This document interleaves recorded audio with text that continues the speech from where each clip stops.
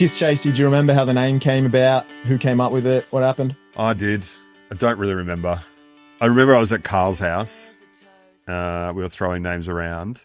We had something else, and then we were like, because we had a show before we had a name. Yes, that's right. And we needed a name. We needed a name real quick. And it just sort of popped in. And at the time, it was around that time of, really sugary pop punk. I thought, that's kind of cool. It fits that demographic. Yeah. And then we sort of outgrew that, but it just sort of stuck. We chose, one thing that comes up a lot is the spelling.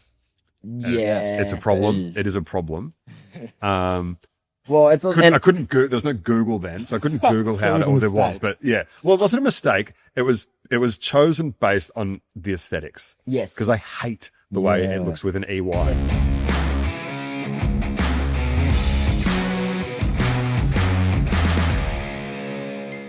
Welcome back to another episode of Creative Creatures. I got two creative creatures in today. Nice. Daz and Joel of Kisschasy. Welcome, guys. How we doing? I'm well. You guys have just come from rehearsal. Straight door to door. Yeah. First one in, what did we do last? July? That was it. That was the Hymns to the Non-Believer tour. Yeah. 8 or 9 months. All right. It's been a long time since you guys have released new music, and you are probably, by the time this comes out, and will have released some new music. I heard, over 15 years since new music? That's right. Yeah, it's not something that was on our bingo card. It's pretty, it was when we got together in 2022 to do the Good Things tour. We kind of just like did that, and then we had a tour come up after that, and then we just kind of been like, well, this is fun. Let's just do this, and let's do this, and then last year new songs started coming, so I was like, all right, let's put out a new record. We were just waiting for it to feel right, the right time. So it was 16 years, and then we cooked up something that we thought this is that we love and that hopefully the world loves. And Joel, how did you convince Daz to come back for it? He's been in LA, right? Is it whose idea was it? Yeah. Or did he twist your arm? It's a bit of both, actually. I was actually over there for work, and then went and we caught up when I was over there and started a bit of a high level conversation. I think it just was a bit of a worm that sort of crawled into his brain, and all of a sudden I got home, and about 3 or 4 weeks later, a demo came across my inbox. Yeah, Joel met with me in LA, and he was kind of like, why don't we put out a single? Because we're doing these big shows. It'd be nice to give the fans something back. I was like, and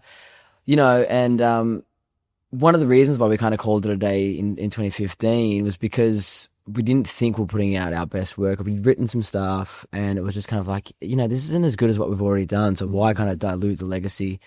And so when Joel brought that idea up, I was kind of like, well, we're only going to do it if it's going to be good. Yeah. And so I was skeptical, but I did start just picking up the guitar and trying things out, and I was waiting for, to crack that code, feel like, this doesn't feel like Kisschasy yet, and then I did crack that code, and the way I write is that it's hard for me to write a song in a vacuum.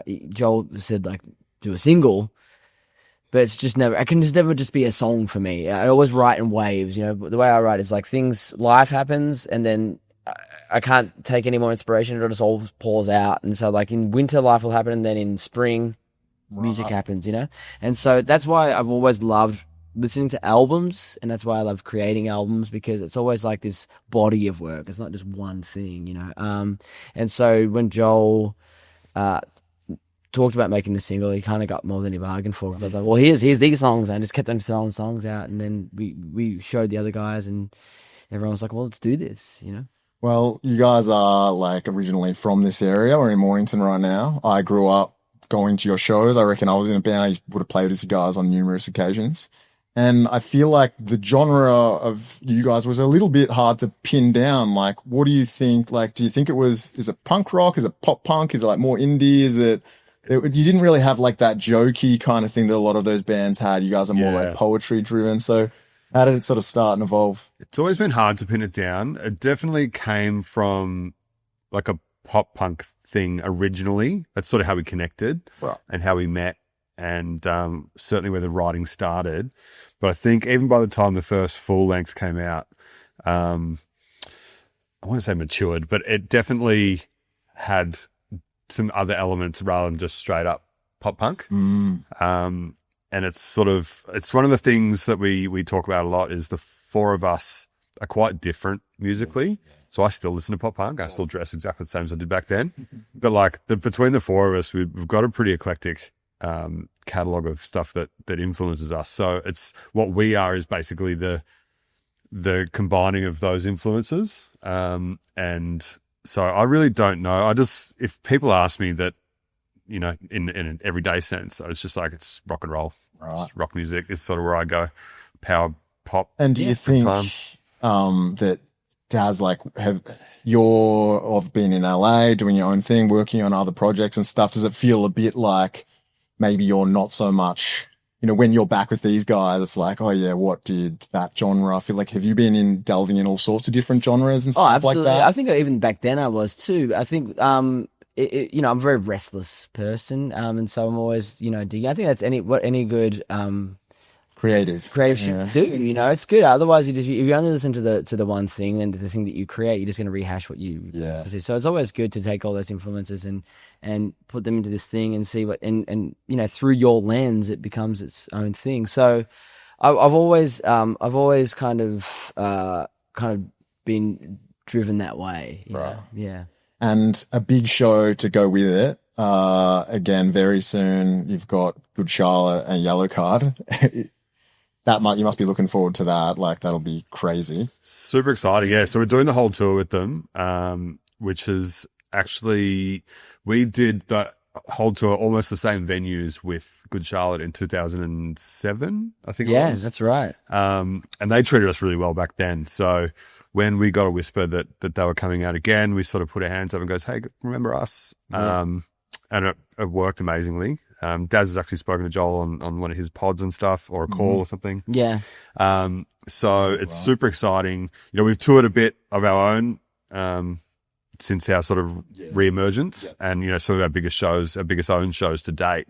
But there's something about, you know, playing stadiums and it's a little less pressure when it's not your show. So we can just, the tickets are, you know, somewhat correct. And we can just sort of lean into that and have a bit of fun. And it's been a while actually since we've done that. The last few tours have been our own, and so it's going to be nice to kind of just like, you know, do a, you know, half hour of power, and then we get to watch the other bands. Yeah, I'm really excited to watch other bands because I often watch when we've got supports, but in the back of my mind, it's like, I've got to go get ready, prepare for this, do that, whatever. But this is like, once we walk off stage and chill out. Correct. Just grab a drink and watch some great bands. Well, I'm a massive fan of Yellowcard, so that'll be a good one to check out for sure. What's it like, these behind the scenes at these big festivals? Because I get all different answers when I talk to bands. Like, when people play festivals, do you think is there big after parties? Is everyone hanging out backstage, mixing with American bands, or is it everyone's just doing their own thing and tired? Like, have you guys found it?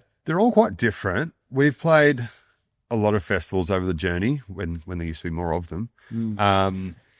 It's quite back there, especially in like the stadium shows are a bit different. You're a bit more isolated. It's a bit of a maze back there in a tunnel, and usually the bands have to make an effort to go and talk to each other. But at the festivals, which will be for Bendigo, it's more of a role. It's almost like a circus where they've got like almost like shipping containers as dressing rooms, and they sort of usually circle a central community area. Yeah. And you get a bit more fun and sort of integration there. And also, it depends on the band. Like, some bands are a bit more like, you know, leave us alone. Other bands are more like, you know, and also depends on like where they're at in a tour. Some nights it's kind of like, okay, this is the party show, we're all hanging out. And some nights it's like, oh, we're exhausted, we just got off a 10-hour flight.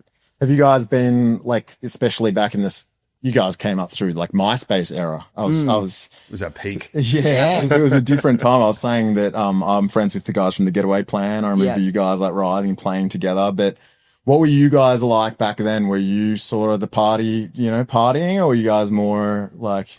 Yeah, we had a lot. Yeah, I think early on we were, and then when we kind of started to hit this, like, you know, stage where we're kind of a well-oiled machine, we kind of hit this rule where we're all like, okay, 3 beer rule. We can't have any more than 3 beers before we play. That makes a lot of sense. But then regional tours are always a bit different, because when you do regional tours and you play some, you know, shows where it's just like, we call party show, where it's just kind of like, okay, this show, you can just tell the crowd's going to be wild. Yeah. We need to be on that wavelength.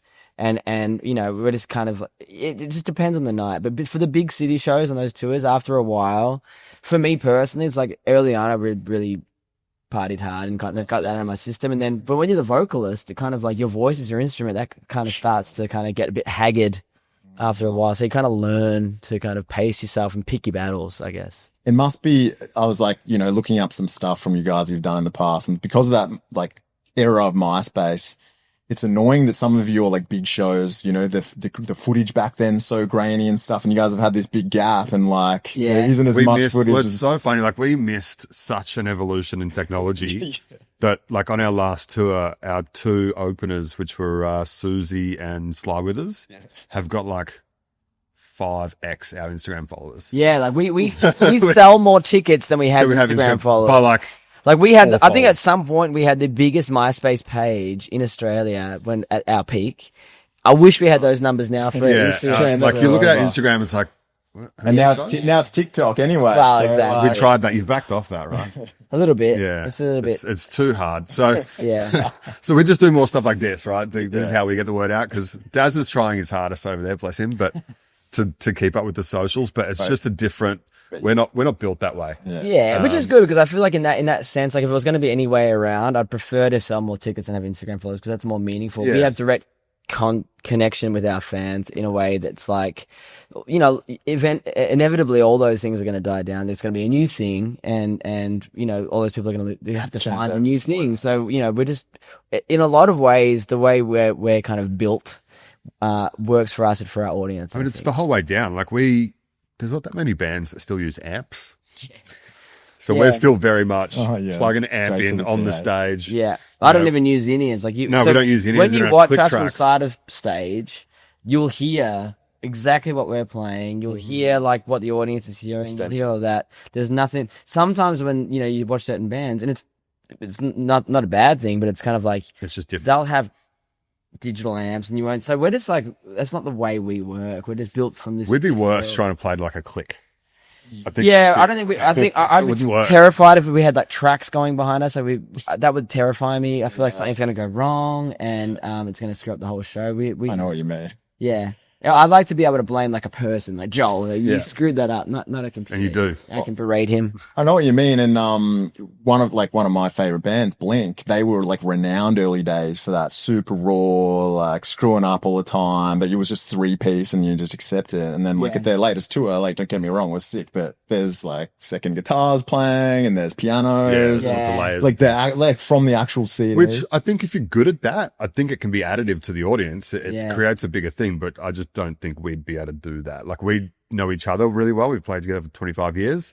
Start introducing invisible musicians, and like all sorts of things go sideways. Has it actually? It's the original lineup pretty much for you guys. 100%, 100% same for so people. Rare. It's crazy. It is. It's especially considering, like you said, how different we are. It's maybe that's the secret. It is like that. That Mr. Burns thing of like, we're really different people too. Right. Yeah. Like I'm very organized, neat, on time, as some of the others aren't. And it's this constant push and pull, but it's just this perfect balance where it just works. And this entire time, like, first of all, when you guys did disband, first of all, I heard whispers that there's a secret album somewhere out there that was never released, and it's somewhere locked away in some files. I wouldn't say an album in the sense that it's like a complete album or a finished album. Collection of songs. It's a collection of songs that are demoed that we're looking at turning into an album. Never and that was kind of like almost like the death knell to our first wave of our career. Right. When it was kind of like, it was just these songs. It was kind of like, is this as good as what we've already done? Is this additive to our legacy? And we kind of concluded that it wasn't really. And I think at the same time, we were kind of burnt out. We worked really hard. We toured a lot, and it was our lives for a lot of our, like, basically all of my 20s. Yeah. And so it was kind of like, okay, well, what else can we do? And I honestly think that we would not have made a record as good as the one we've made now had we just plodded along and kind of become more jaded or whatever. It was that. I think the hard stop was helpful to the career in total. Absolutely. Yeah. Like the return and stuff came back and people still cared. And that's true.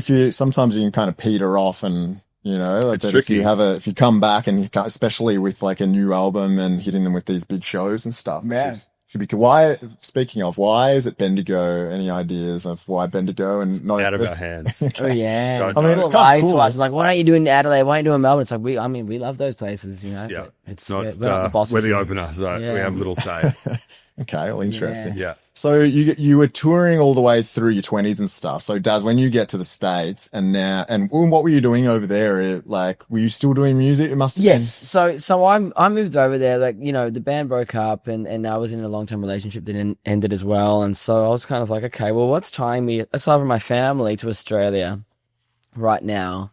And I was like, well, nothing really, you know. Like, and I was also like, I'm a songwriter at heart. Joel will tell you that his favorite aspect of being in a band is touring, and the logistics of that and everything that comes along with that. And my favorite element of being in a band is writing and recording and the songwriting process. I think that's my real skill. You know, I'm a musician second, songwriter first, and so I was like, okay, well, what if I run and write with other people and collaborate and stuff like that? I was like, well, there's such a higher ceiling there for that kind of world. And I was like, well, let's just try it. Jai, you know, one of my best friends who signed our band, was already living over there, and he was encouraging me to go over there and just kind of build these, you know, connections and spread my wings that way. And so I went over there and kind of was like baptism by fire, and I just started writing with a bunch of people. A lot of bands, ironically, from here, I worked with as well. Even like, you know, I did a few Luca Brasi albums, produced them while I was there. Right. And it was weird because I was working with people there, but I was getting a lot of work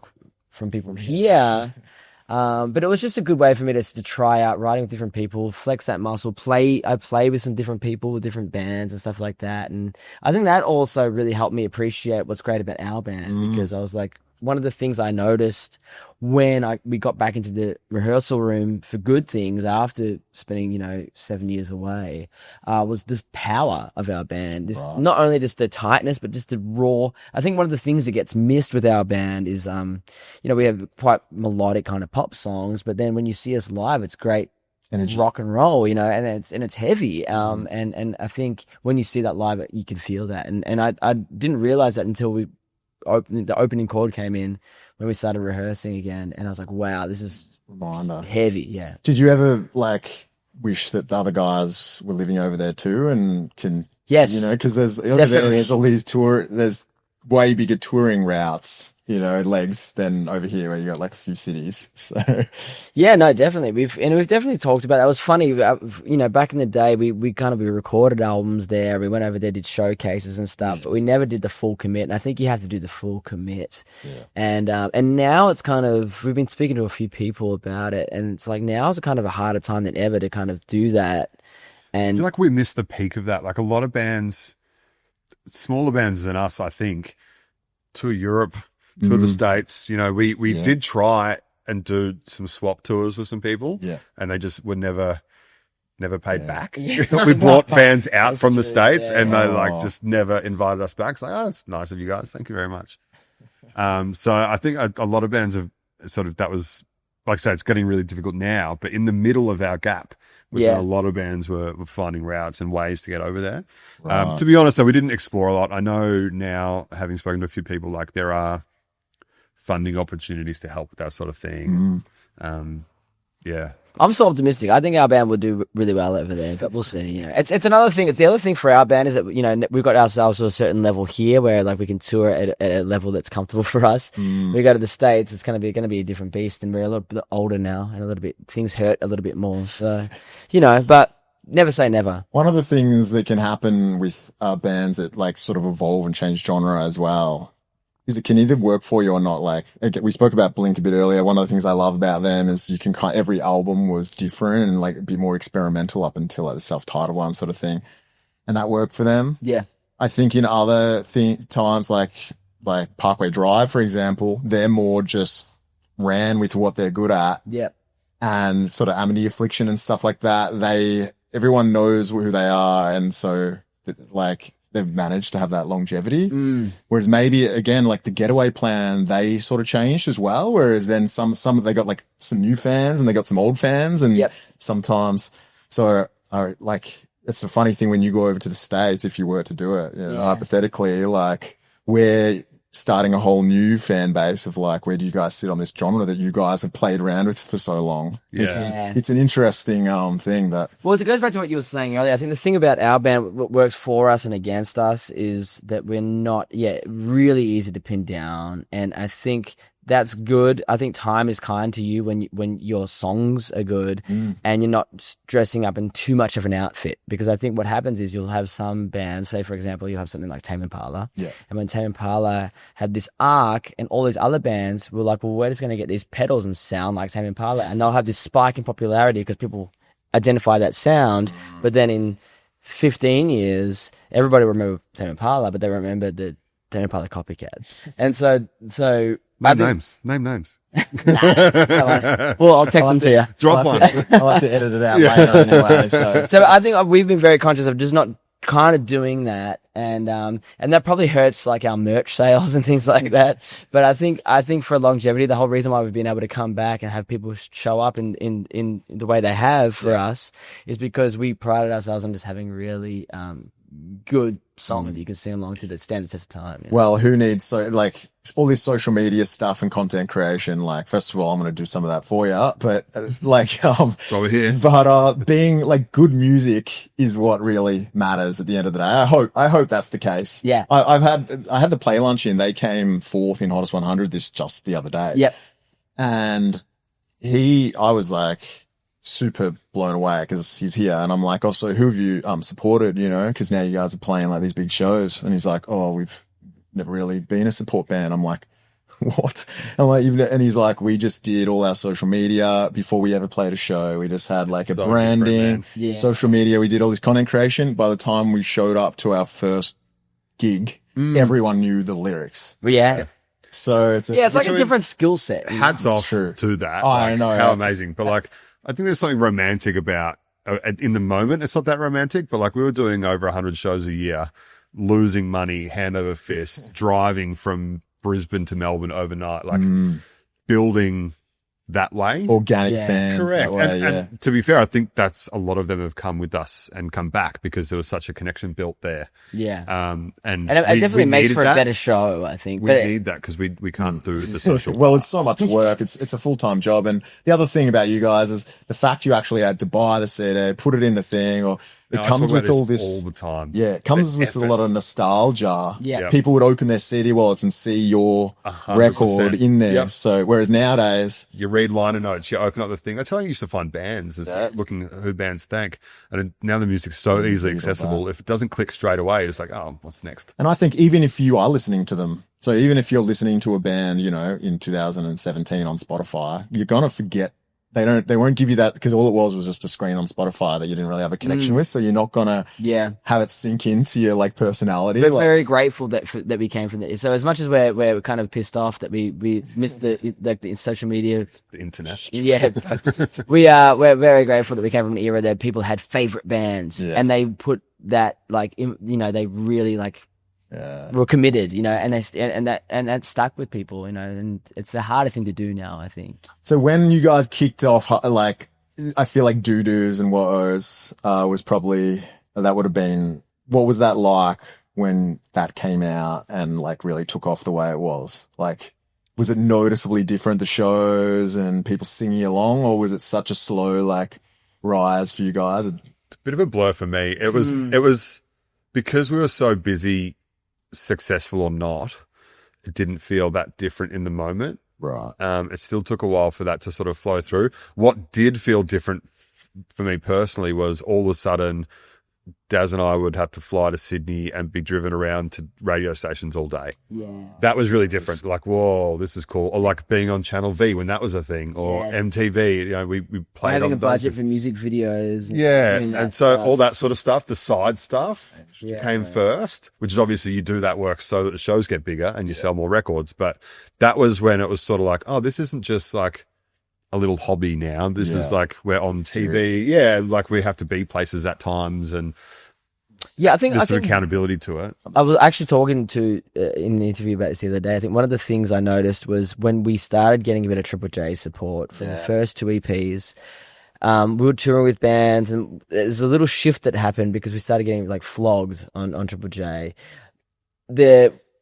the audiences were packed for us and it kind of dissipated for the headline. And that's a kind of embarrassing for us, but that's the first thing I started to notice. Wow. And then with United Paper People, we jumped from being on a purely independent label to a label that had some major label money and some major label distro. And that kind of flipped as well because, okay, now we're going to mix our album in Seattle as opposed to putting out demos and then we're going to have money for a music video. And then, yeah, like Joel was saying, we had all the Channel V stuff, and that was a thing. And then obviously getting Triple J album of the week and all, like feature album, all that stuff was just kind of cumulative. And then all of a sudden we're playing, instead of doing 200-seater rooms, we're doing like 1,000-seater rooms. And it did feel gradual because it did put a lot of work in leading up to that. But there was a shift. And I think Doot Doos definitely went from being like baby steps to a kind of a leap, for sure. So I'm interested on sometimes songwriting, that song in particular, Doos and Woes.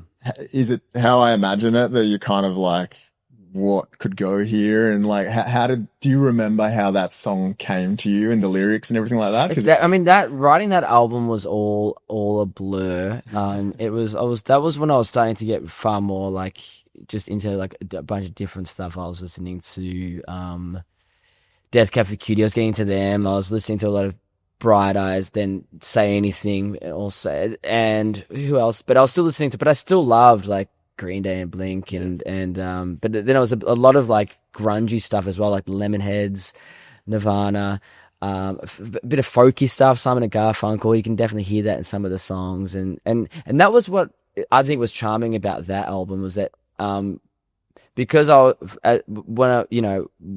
when it came to the writing process, we were just like trying different things out, and still kind of finding that voice in a way.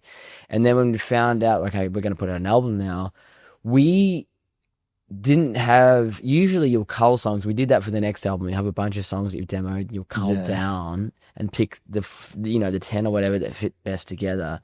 With United Paper People, we kind of just put out what we had, and that made for a really kind of eclectic album. The third song on that record is Morning, which is very acoustic, like stripped back song.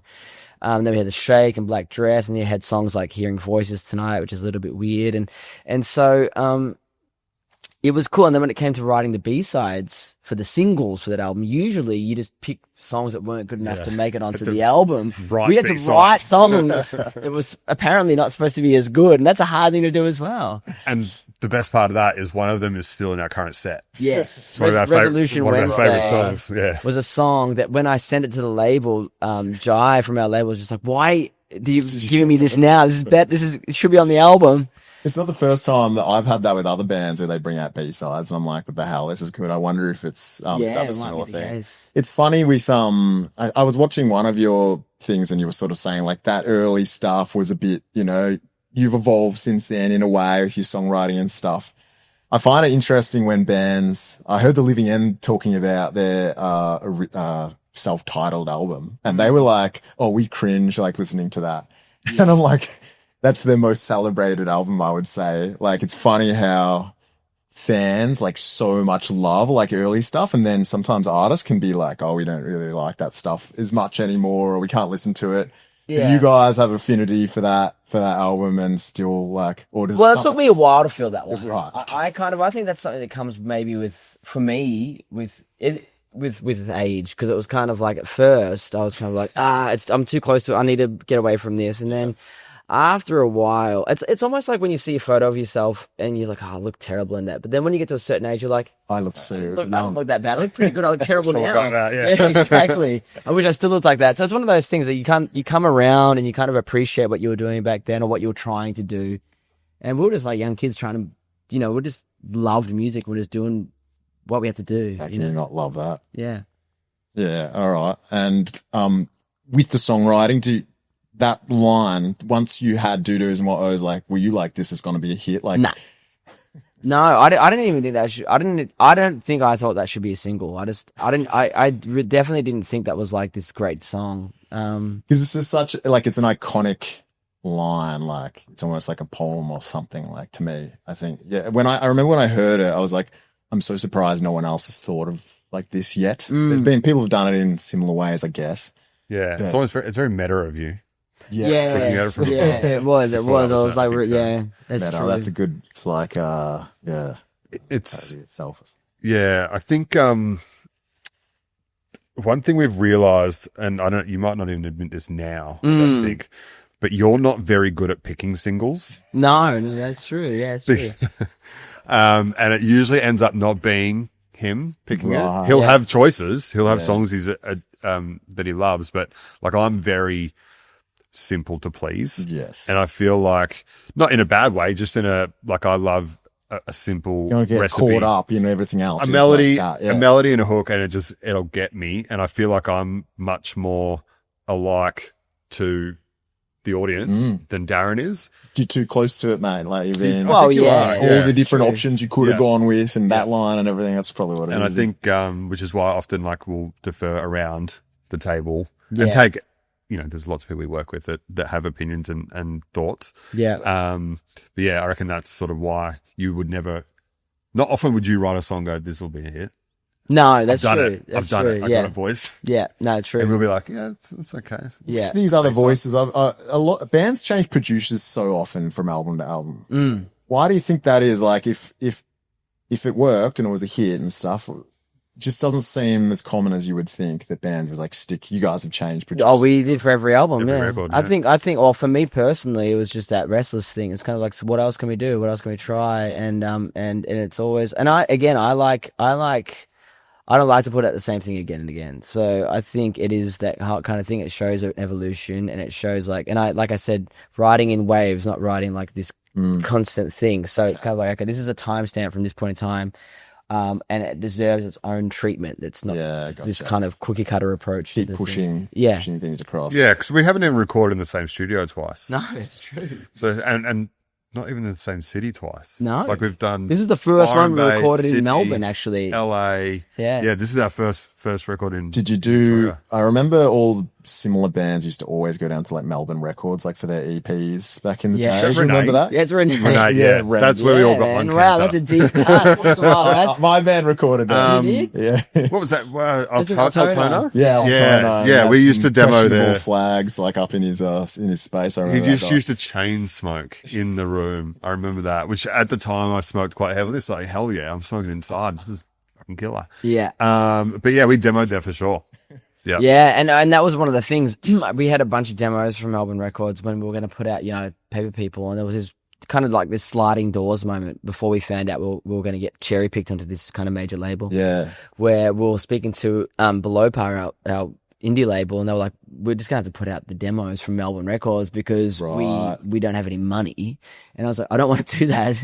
This isn't like how I want these songs to come out. And then all of a sudden we found out. So sliding doors, because you could have just released the Melbourne Records version, but you re-recorded. I wouldn't have wanted to, but not anything against that, but they were just meant to be demos, Yeah, we put the effort in for a demo. Yes, Yeah, exactly. Yeah. We didn't expect it to be. But I also, it did alter, not alter, it set the wrong perception for how recording was, because we used to get there at like 10 in the morning. Yeah. And we'd be there till 3 in the morning. And we wouldn't leave I'm till like- we had like a pretty, I'm like, like that's a how studios work. Yeah. And then the next place we go is like, no, So we finish tight. at 5 o'clock, boys. Like, I've got a how I've got to go home. That's how, because my band recorded Melbourne Records and the exact same thing happened to me. And I think it was just a few years after you guys, because he had like the things and you guys were like up there and stuff. That's how I knew. I just remembered it just then, actually. I'm like, but yeah, then I went to the next studio and they were like, just, super.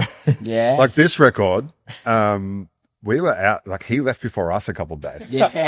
It's like, I'm going home to eat dinner, guys. They're just working where it's for you guys. whatever you It's want. your Yeah, baby, correct. It's like, so put it's, everything into it. Yeah, I mean, look, I've got some very fond memories of that little studio. It's Absolutely. really cool.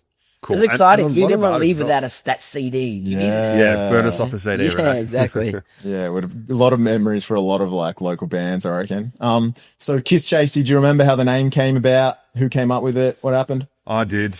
I don't really remember. I remember I was at Carl's house. We were throwing names around. We had something else, and then we're like, because we had a show before we had a name. Yes, that's right. And we Somehow. needed a name. We needed a name real quick. And it just sort of popped in. And at the time, it was around that time of, really sugary pop punk. I thought, that's kind of cool. It fits that demographic. Yeah. And then we sort of outgrew that, but it just sort of stuck. We chose, one thing that comes up a lot, is the spelling. Yeah. It's a problem. It is a problem. Well, I couldn't there was no Google then, so I couldn't Google So how it was a old it was. mistake. But yeah, well, it wasn't a mistake. It was chosen based on the aesthetics. Yes. Because I hate the way it looks with an EY. Yeah, same. I don't like it. And I remember we actually, there might be out there somewhere. There was originally some stickers that we had where it was, there was Kisschasy with an E eventually, but like that looks terrible. And then we had another one where there was Kisschasy, 2 separate words. Yeah, we did do that, and that's also terrible. Yeah, there's that too. So, I agree with you, and to the point that whenever I see the proper way of Kisschasy, I always think it looks weird. So I actually don't know, is EY the proper way? Like, is Chasey a word? Yeah, it's hard. Yeah, it's like, I tell you how I wouldn't spell it. Like that brand spells it. yes. yeah. Which is a whole thing. I've actually communicated with them a bit online. They're part of we're having fun with the joke. Yeah. Right. When they first came out, like we actually were like, Maybe we these can, guys. yeah. Our manager at times. If we weren't so lazy, we might have done Yeah. something else. But they've been fun online, some poking. But yeah, it was purely, I thought it was a fun name, and then the spelling changed a few times just so it looked nice aesthetically. Well, Yeah. again, As nice as it could. I tell you who doesn't like it? That DJX on Spotify. You know the DJ thing on Spotify you can have? Oh, yeah. They Call don't like it. Kisschasy. Well, yeah. Just And you know chassis. who else doesn't like it? All of America. Because when they see it, they never know how to, Kisschasy. Yeah. Well, that's what. Yeah. That's. Yeah. Yeah. Anyway. again, that up. similar to the Dudu's mottos, like when that song, it's like, how come no one else has come up with this? So anyway, good work on that. That's true. Cheers. Again, with the songwriting, I always love hearing our songs. The song Dinosaur, I saw you guys on Hey Hey It's Saturday where the like, Oh, yeah. said Holy that- shit. Yeah. You just aged us like. Who doesn't? But he dashed it off in about 10 minutes at the airport. Not that it sounds like it's been dashed off in 10 minutes. It's a great song. So tonight from Kisschasy, it's Darren and Sean performing Dinosaur. All right.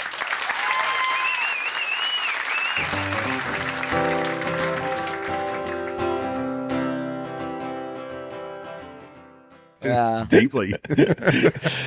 She said that you wrote it at the airport about an ex or a current girlfriend or something like that. It was about my partner at the time. It was just about touring a lot. It was about touring a lot and missing that person, and it was at the peak of when we were away more often than not, and so it was just about that kind of longing for somebody. And did it actually come to you at the airport, or was she putting some extra mayo? Maybe. I mean, Yeah. I don't know. It was one of those songs that was very, very quickly written. It just flowed out, and so I can't imagine it being written at an airport because I probably wouldn't have had my guitar at the airport. So I think So a lot of time though to be creative and think. If you that's true. I might have had the theme in mind at the airport. I might have written it down. You actually used to spend a lot of time throwing up in the toilets at airports.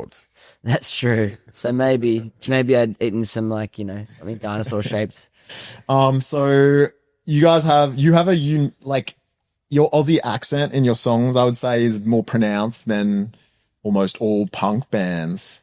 Is that something that you like lean into or do on purpose? Just a happy accent, or do you agree with that? Like, It was definitely a decision. I think it was Definitely. Yeah. The early demos is not. It's not that. It's not. Yeah. It's not, So yeah. I think I remember there was a few boys. I remember hearing Gyroscope. I remember hearing Missy Higgins. I remember hearing some earlier bands in that too. I remember Gyroscope, like the Sunny Boys and stuff like that. And there was like just some cool Australian bands, even Motor Race, who were an early influence. Had a bit more of that Australian twang, and I thought it was just kind of like this click, like this moment where I was kind of like, oh well, why do something that feels unnatural, and also why not use what you have to make it sound more original and more authentic and more unique, and so I was like, well, this is just no brainer. Like, let's just do this. It's just kind of like instantly it's more recognizable. I think probably like I've heard some bands do it and it hasn't quite pulled off the way. So you maybe it's your voice or your tenor or tone or something. I think works. it's definitely a fine line. Yeah. It is a fine that you line. tread. You I can think you can do it. I I don't think like you say, I don't think everyone can do it. And some people there's times where people put it on more than they would speak naturally as well. Yeah. But one thing I think it has helped with a lot is not putting us in a place in time. Yes. So if the old music That's true. had an accent, which was what a lot of people did then I think it would have stayed there. Yeah. Whereas true. you take your regular voice Yeah. and it sort of adds a bit more of a timeless quality to it. It doesn't place it in a There was like specific the age. emo thing was really happening around that time as well. So Yeah. you guys, there was like pop punk, but there was emo, and Yeah. like Yeah. you guys were like in that. But at least all the shows around there and the festivals and stuff were, you know, a lot better than Yeah. a lot more of them there are now. Yeah. Oh, it was such a good time. Yeah. Like I saw our dad's posted some footage the other day from Home Bake, Yeah. which was such a fun festival. I think we did that Yeah. twice. Yeah, we did. We Yeah. did Splendor twice. Yep. Did Big Day Out. Old Like, grainy footage though of home bake that or is it? I think it's pretty good because it was Channel V Yeah, footage. yeah. All right, I'm gonna drop it Pretty in. good. Yeah, Yeah. there's I'm some. gonna There's drop some. over.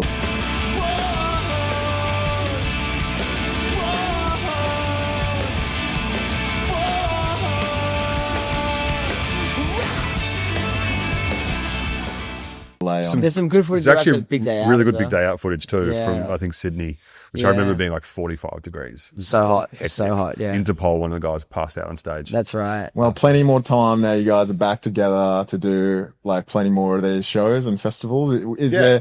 have you decided it's going to continue going and there's going to be another album, or just play it by ear, or have you decided this is a one-off, one and done type No, of thing? I think. Well, for me, again, I think what I've learned from the first time around is like I don't think we will ever be in that position where I say this is it now, because I think what you learn over time is that like you don't know what tomorrow's going to bring, and so I think we've at this really good point now where we're firing on all cylinders. I think we're putting out our best music, and I think we're playing our best, and so why cut that Any off? ceiling or anything on it? Yeah, exactly. Well, I hope so. But I don't want to speak for Joel. So maybe he's over it. He's thinking, all right. Well, I've turned into the manager since we Yeah, came back. that's a We lot. don't have management anymore, so that that's fun. Yeah. But yeah, look, I had zero expectations coming back the first time. Yeah. So everything since then has been a bonus and has been good. Like there's a fair bit of,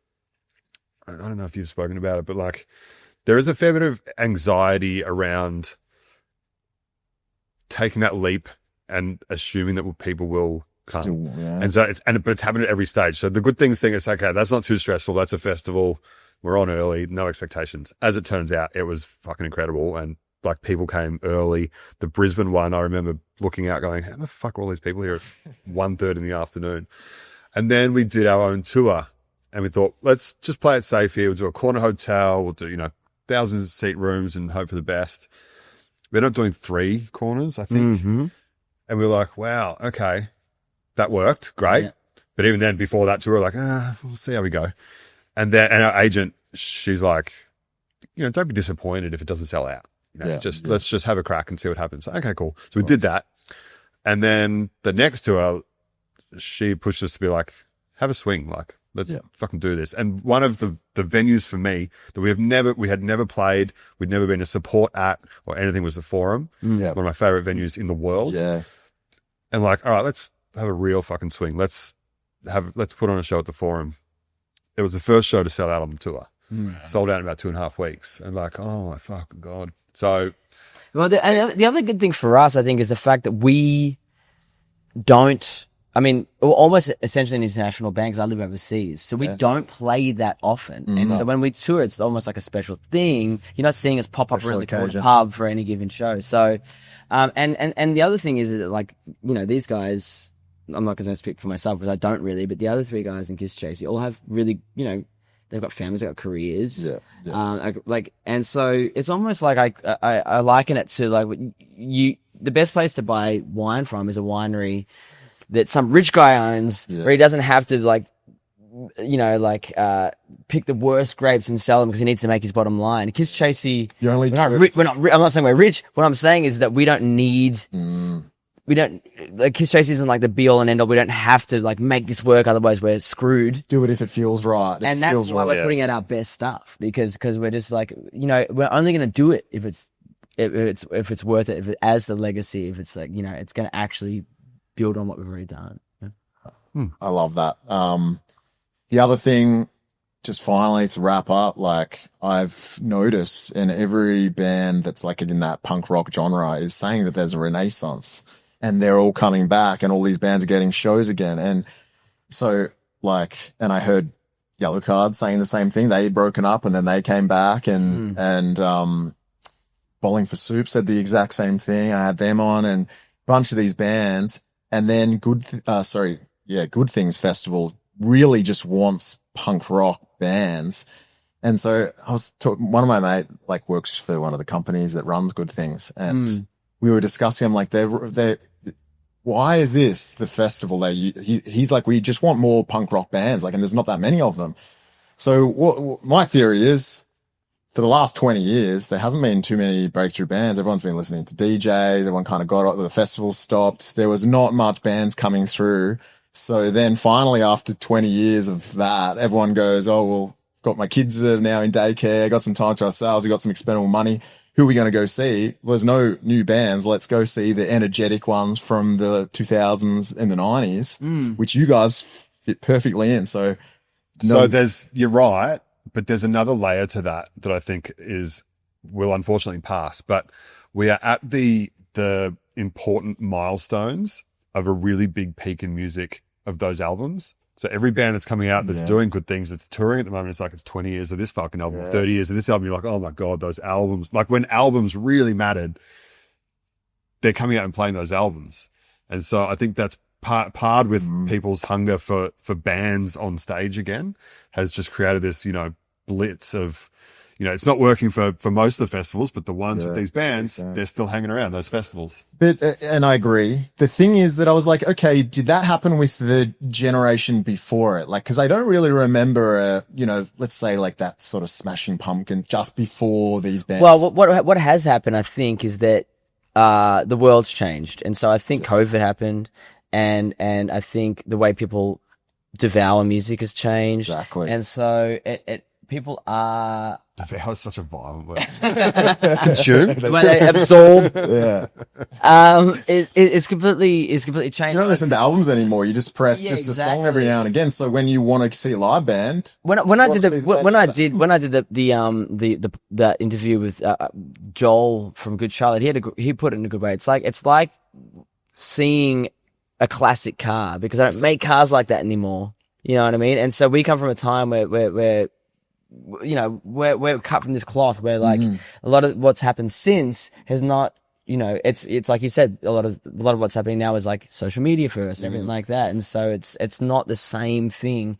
I think that, but one of the things I will say is that what I think we've done, especially with this new album, is not, even though I know nostalgia is a big part of why people are coming to see us, it is avoid that term as far as like, this is what we are. We're really because that will end. Yeah. And I think the other thing is that like, and that's why lyrically this record, when you talk about a band being a nostalgia act, what you're essentially saying is like, all you ever had to say was back then, and life stopped then. And I know for a fact that wasn't the case for us. No. And that certainly wasn't the case for our fans. No. They have lived life, and some of the most intense, crazy, interesting stuff that happens in your life happens post 20s, and that story needs to be told. You've got all this life experience since then that you can put back into your songs. Exactly. And so that's why this record, The Terrors of Comfort, is about everything that's happened in that time. It's not about, our fans don't want to hear about someone's high school sweetheart, and they want to hear about